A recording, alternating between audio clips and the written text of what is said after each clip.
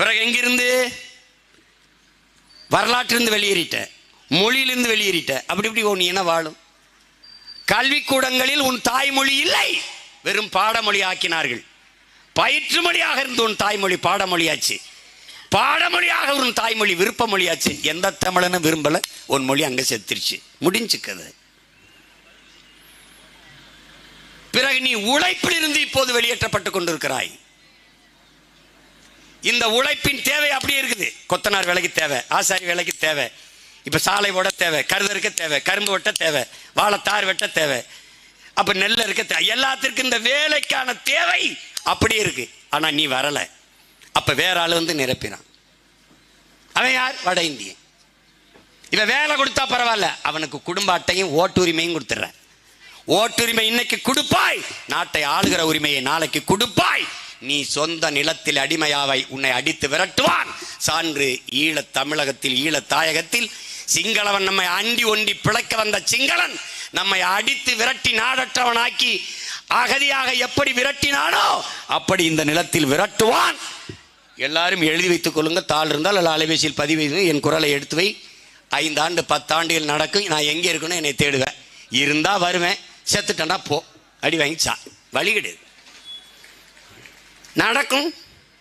திருப்பூர்ல அடிக்கிறான், திரும்புற பக்கமெல்லாம் அடிப்பான். நீ இப்பதானே தொடங்கியிருக்கான். அவன் போலீஸ்காரனே அடிக்கிறான். அடிக்கிறதோட விட்டானே. கஞ்சா, கொக்கைன், இந்த இந்த போதைப் பொருளா விற்கிறது யாருன்னு நினைக்கிற? அவன் தான். அனுமதிக்க யாரு நினைக்கிறான்? இவன் தான். இவங்களுக்கு பெரிய மாறுபாடெல்லாம் கிடையாது. உடன் பிறந்தவர்களே, எப்படி அடிச்சான் பாரு. 100 நாள் வேலை திட்டம்னு ஒரு அடிப்படை தானே. இந்தியா போன்ற ஒரு வளரும் நாடு, ஒரு ஏழ்மை நாடு. இந்தியா ஏழை நாடு. ஏழை நாடுன்னு எப்படி சொல்ற? 28 விழுக்காட்டு மக்கள் இரவு உணவு இல்லாமல் தூங்கச் செல்கிறார்கள். பல கோடி பச்சிளம் குழந்தைகள் பசியோடு படுக்க செல்கிறார்கள். கொரோனா நேரத்தில் நாட்டின் நிதியமைச்சர் அவர்கள் 80 கோடி ஏழைகளுக்கு 5 கிலோ அரிசி 2 கிலோ பருப்பு கொடுத்தோம் என்கிறார்கள். அப்ப ஏழ்மை, வறுமை. அரிசிக்கும் பருப்புக்கும் கூட வழி இல்லை. இப்ப ஏன் ஆத்தாள போய் வேட்டி சட்டைக்கு ஏந்தனும்? இப்ப ஏன் 500,000 கை ஏந்தனும்? வறுமை, வறுமை. 60 ஆண்டு கால ஆட்சியிலே 1000 ரூபாய்க்கு கூட வக்கற்ற நிலையிலே ஆத்தாவை நிறுத்தியது. 1000 ரூபாய் மாசம் என்றால் ஒரு நாளைக்கு வெறும் 30 ரூபாய். ஒரு இட்லி 50 ரூபாய். 30 ரூபாய்க்கு கூட வக்கில்லை உனக்கு.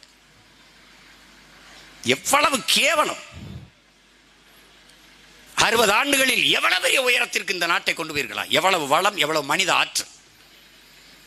மனிதனின் அறிவாற்றலை, உடல் வலிமை, உடல் ஆற்றலை உழைப்பில் ஈடுபடுத்தி உற்பத்தியை பெருக்கிற நாடுகள் தான் வாழும், வளரும். இதே திட்டம் என் அன்பு தம்பி தங்கைகளே, அருமை பெற்றோர்களே, சுவிட்சர்லாந்தில் குடிகளிடத்திலே அரசு சொல்லுது, யாரும் வேலைக்கு வர வேண்டாம், வீட்டிலே இருங்கள், மாசம் 6 லட்சம் கொடுக்குறோம். மாசம் 6 லட்சம். யாரும் வேலைக்கு வர வேண்டாம், வீட்டிலே இருங்கள், மாசம் 6 லட்சம். மக்கள் வீதியில் வந்து போராடிட்டான். ஏன் போறான்னா, 6 லட்சம் ஏன் கொடுக்குற? நான் செய்கிற வேலையை செய்யாம வீட்டில் இருந்தா அந்த வேலையை யார் செய்ய வருவா? வேற நாட்டில இருந்து வருவான். வேற நாட்டில இருந்து வந்தா அவன் குடியுரிமை கொடுப்ப, குடியுரிமை பெறுவான். நான் குடியேற்றவன் ஆயிருவேன். அதனால நீ 6 லட்சத்தை நீனே வச்சுக்க, நான் வேலை செய்யறேன், சம்பளம் கொடுன்னு போயிட்டான். அவன் நல்லா தலைப்பனுக்கு பிறந்து மானம் ஜோடு ஜோரனை எல்லாம் இருக்கு. நமக்கு எது வேணாலும் இலவசமா வரணும். பொண்டாட்டியை உனக்கு இலவசமா தானே கொடுக்க வேண்டியது இருக்கு.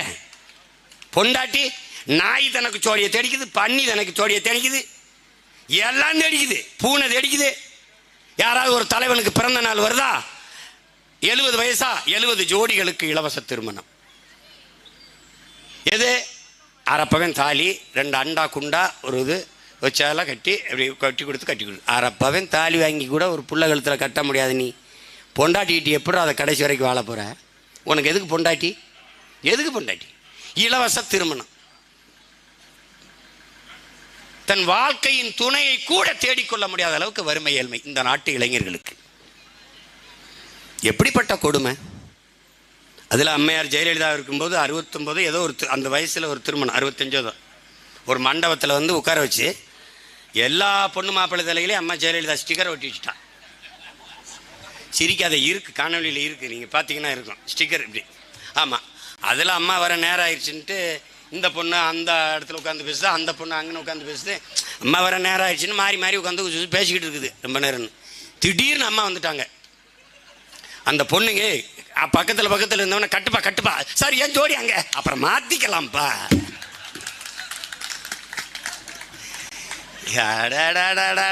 நீ தான்டா தன்மானத்துக்கு உயிரை விட்டவன். மயிர் நீப்பின் உயிர் வாழா கவரிமான் அண்ணான் மானம் வரின்னு உன் மறையில் இதுதான். நீ தான் மானத்துக்கு உயிரை விட்டவன். நீ தான் கொடுமை.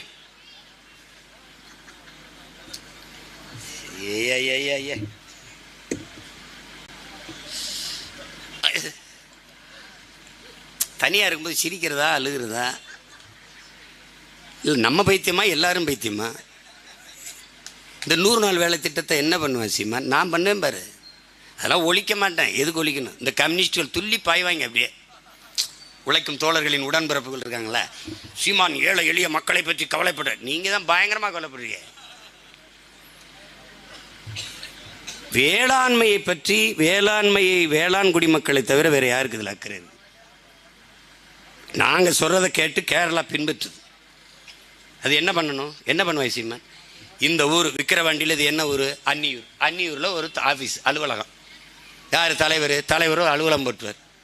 இப்போ 100 நாள் வேலை திட்டத்துக்கு போகிற எல்லாரும் அதில் பதிவு பண்ணியிருப்பாங்க. நான் ஒரு விவசாயி சரி, எனக்கு வாழை தார் வெட்டணும் 50 பேர் தேவைப்படுது, கரும்பு வெட்டணும் 80 பேர் தேவைப்படுது.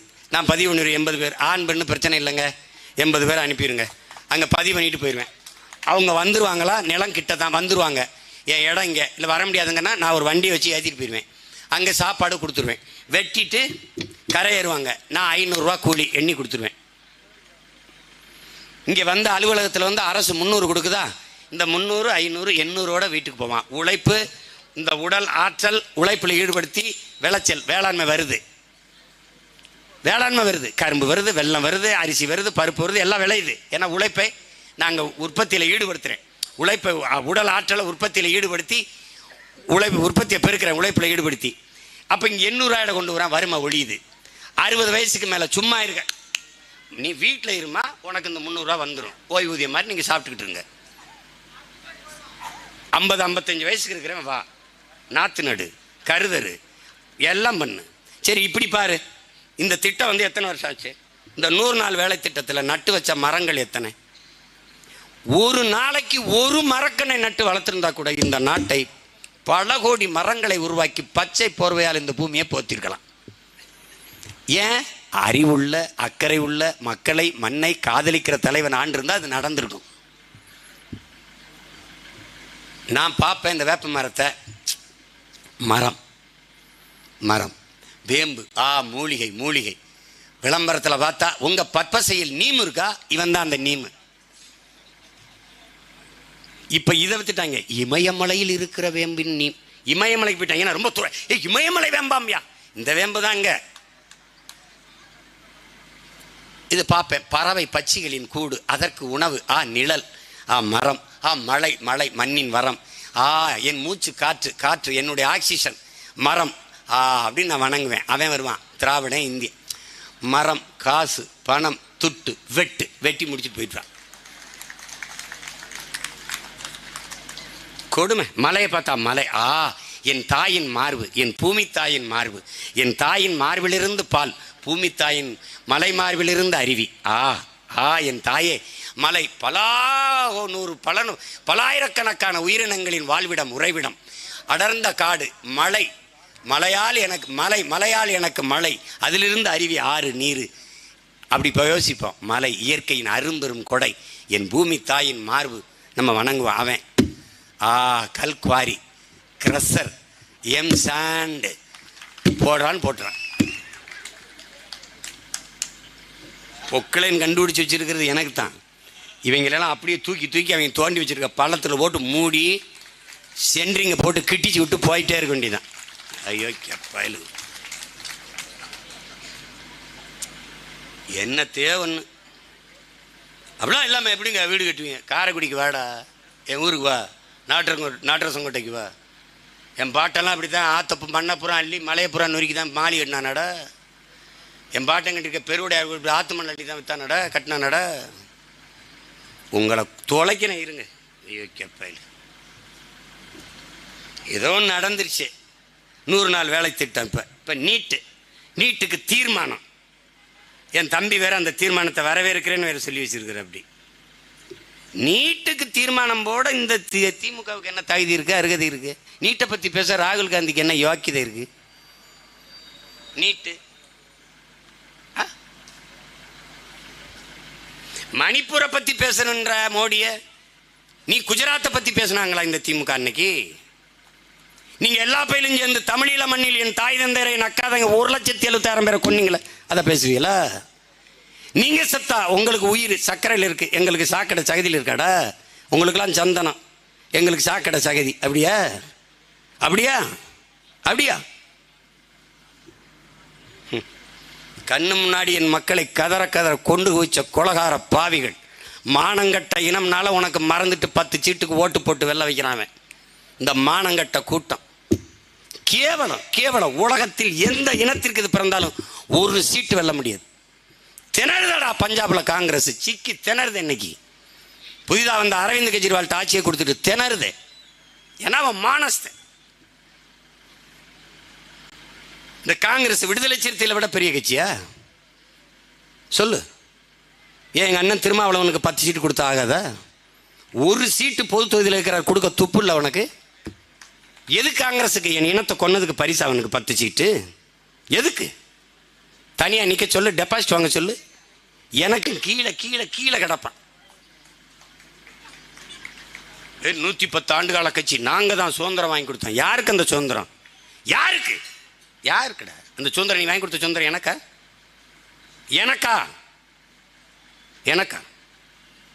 வெள்ளைக்காரர் இருந்து போராடிய சுதந்திரம் எங்களுக்குன்னு நினைச்சோம்.